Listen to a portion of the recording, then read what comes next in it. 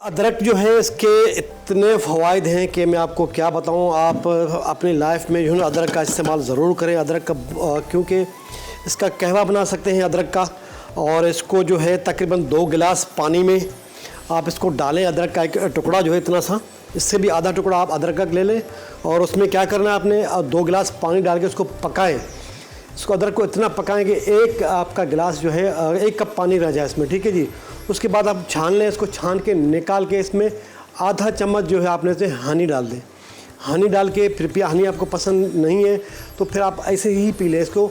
और थोड़ा इसमें ब्लैक पेपर डाल दें, और अगर आप ब्लैक पेपर हैं तो वो भी उसमें डाल सकते हैं। थोड़ा लेमन का एक स्लाइस भी उसमें डाल के पिए। आप यकीन कीजिए इतना सेहत के लिए अच्छा है, आपके गले के लिए, आपके सीने के लिए, ये बलगम जम जाता है उसके लिए बहुत अच्छा है। तो अदरक का इस्तेमाल ज़िंदगी में ज़रूर किया करें, तो बहुत ही सेहत के लिए अच्छी है। अपनी सेहत का ज़रूर ख्याल रखा करें, ठीक है जी।